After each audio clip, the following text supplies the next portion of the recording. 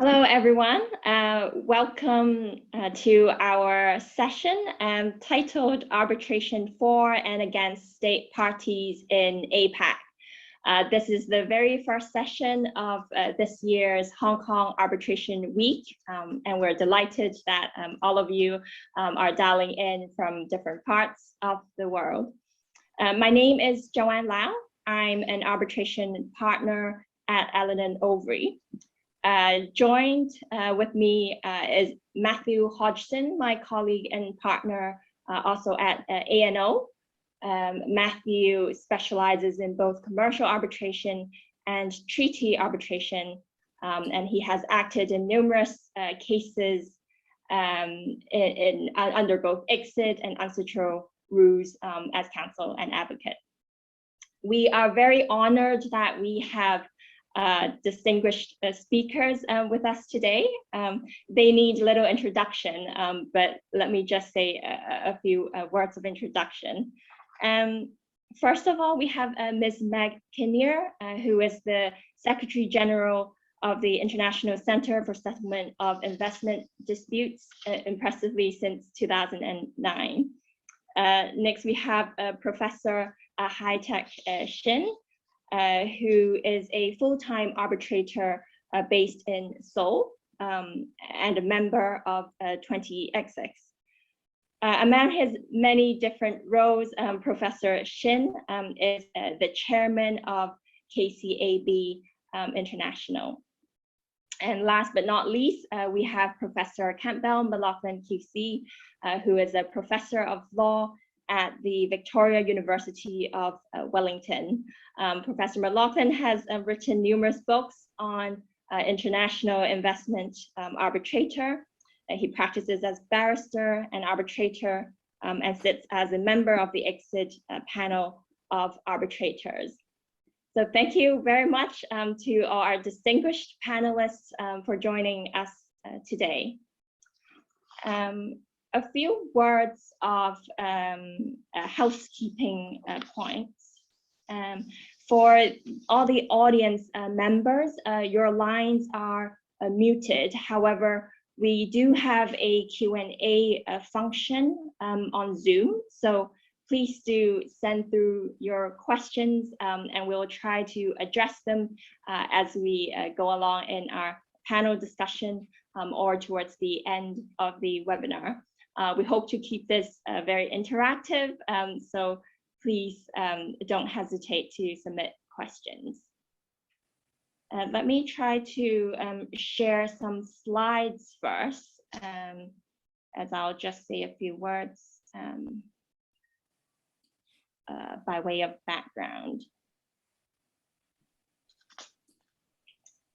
By way of an overview, the topics which we want to cover today are on the next slide. Yeah. So we have quite an ambitious agenda today. So let's see whether we manage to get through all of this. But our distinguished panel will explore the topic of this session from various angles.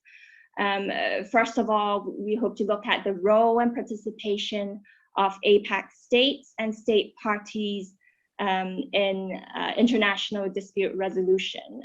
So we hope to cover both treaty arbitration and commercial arbitration in this session, and both from the perspective of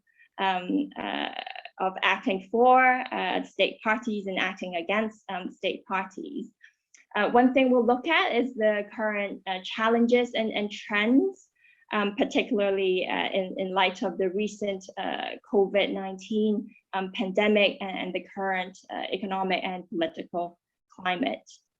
We'll look at a dispute resolution. So as I mentioned just now, both managing commercial arbitration and treaty disputes. And apart from arbitration, we also hope to look at alternative forms of dispute settlement, including mediation and amicable settlement with APAC state parties. And finally, aside from telling you and sharing with you views on different issues in arbitration and disputes with state parties. We also want to touch on what future solutions there are. So to set the scene, I'll just share a few slides on statistics.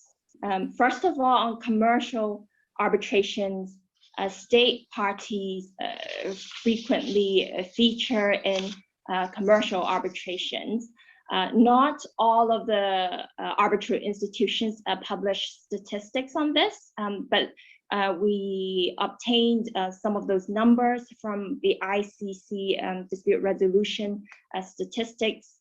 And as you can all see from this slide, in the past 5 years, we see growing numbers of state entities participating in ICC arbitrations. And looking at the right-hand side of this slide, in terms of states and state-owned parties in different regions, we see APAC parties, and by this I mean South and East Asia and Pacific state-owned parties. They take up around 15% of the state parties in ICC cases in 2020. So these are ICC numbers, but if we look at, say, the Hong Kong IAC, China-related arbitrations are a big part of their caseload, and among those, Chinese state-owned enterprises frequently feature in their caseload. So that's commercial arbitrations. Looking at investor state arbitrations, this slide shows the trend over the years, and we can see an overarching increasing trend. So investor state disputes have been on the rise over the past 3 decades. So by end of 2020, there are at least 1,104 ISDS cases, and just in the year 2020, 68 known cases were commenced. So a very significant trend. Turning to the next slide. This slide shows the exit cases, the distribution among different economic sectors for those which are registered in fiscal year 2021. And as we can see from this slide, I suppose one interesting point is that even though for these cases, many of them have been commenced amidst the pandemic, the types of sectors that we are seeing are still broadly similar to what we have seen in the past. Perhaps one significant point is that for the construction sector, in the past, those cases take up approximately 9% of the caseload. In fiscal year 2021, the construction sector disputes took up 16%. By way of comparison, say if we look at the tourism industry, an industry which is hit heavily by COVID-19 pandemic, 4% of the caseload is still roughly similar to what we've seen in the past. So this could be a point that we can explore a bit further later on in terms of the impact of the pandemic on treaty cases. And looking at participation in ISDS in APAC, this slide shows 2 graphs. On the left, we see APAC states acting as respondents. And by APAC states here, again, we mean South and East Asia and the Pacific. So we haven't included Central Asia in these graphs. And if we look at APAC states as respondents, we see an increasing number of cases. So in the most recent decade, in 2011 to 2020, this has risen to 60 cases.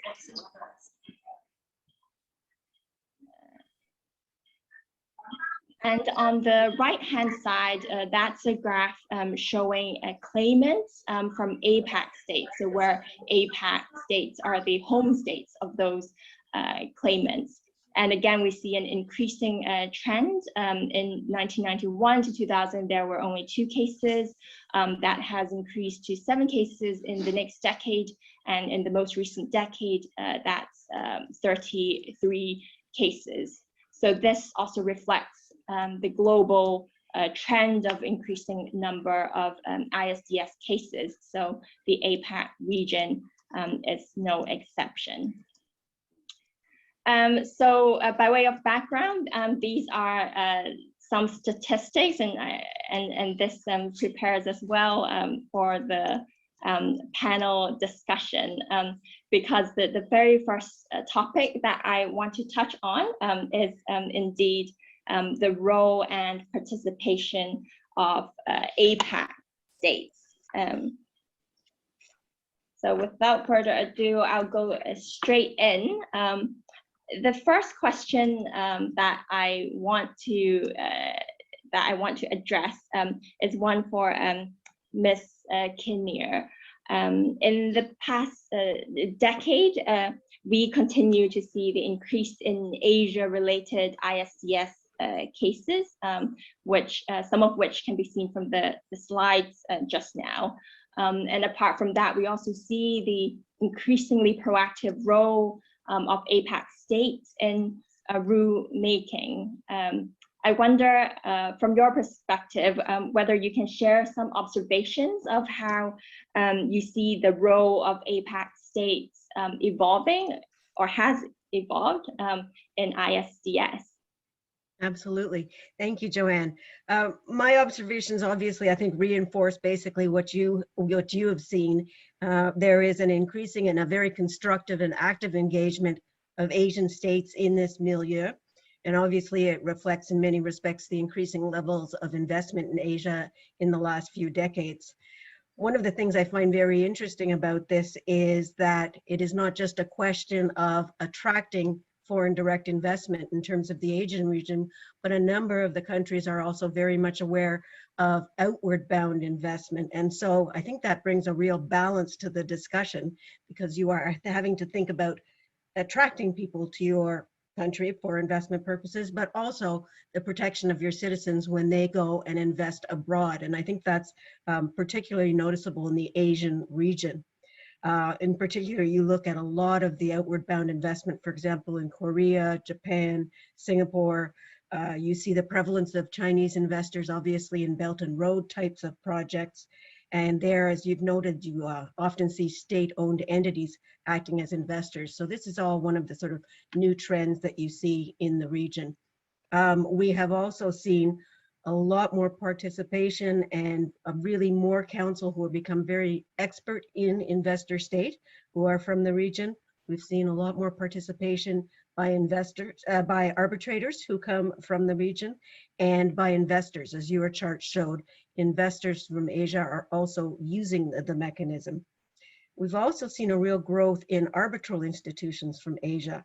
And I know, for example, ICSID has facilities cooperation agreements with 10 different institutions in the region. And we've seen indeed a number of institutions who've even created bespoke investment arbitration rules. So I'm thinking, for example, the Beijing Arbitration Center, CTAC, and Singapore all have bespoke investment arbitration rules. Another interesting thing has been that third-party funding obviously has been legalized and regulated in Hong Kong and Singapore. And certainly in the investment context, I think this has brought an interesting profile to the discussion that we've had certainly in the context of the ICSID rule amendments, and is also being discussed in the UNCTAD Working Group 3. So there is a lot of sort of participation by Asian countries in this area.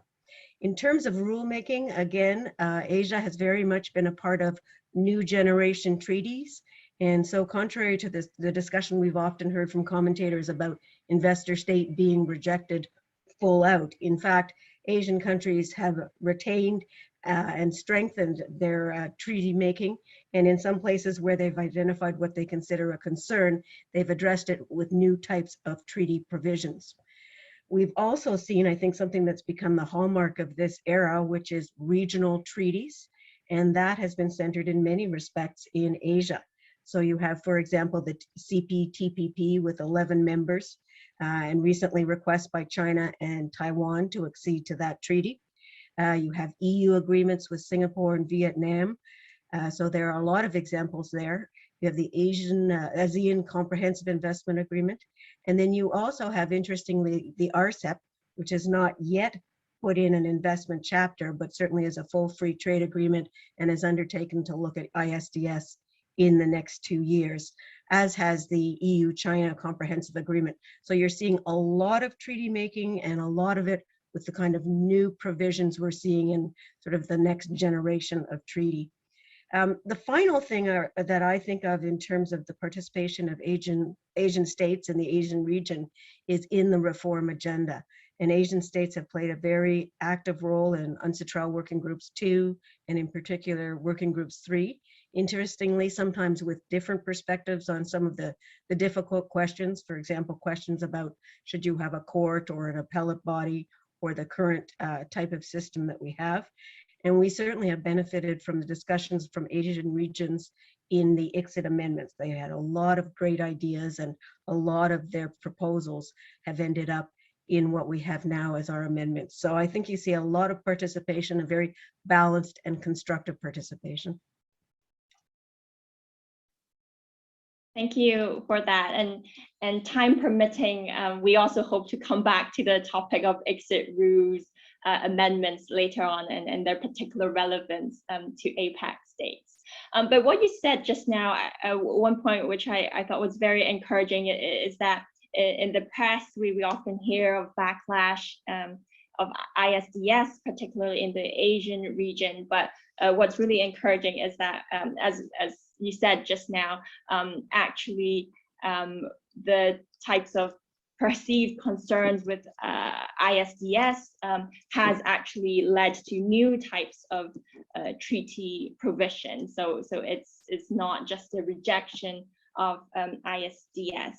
And what you touched on just now also on increasing outward bound investment from Asian regions, that has led to participation in investor-state disputes, and also in the form of increased participation in rulemaking. And that may also be something that's seen, I suppose, in commercial arbitrations too, outbound investments leading to increasing commercial arbitration. On that, I want to turn to Professor Shin next. Being based in Seoul in South Korea, I also want to hear your thoughts. Any comments on the level of participation of APAC states and state parties in the past decade, including in the context of international commercial arbitration?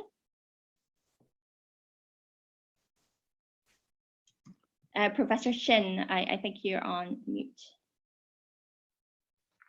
Thank you, Joanne.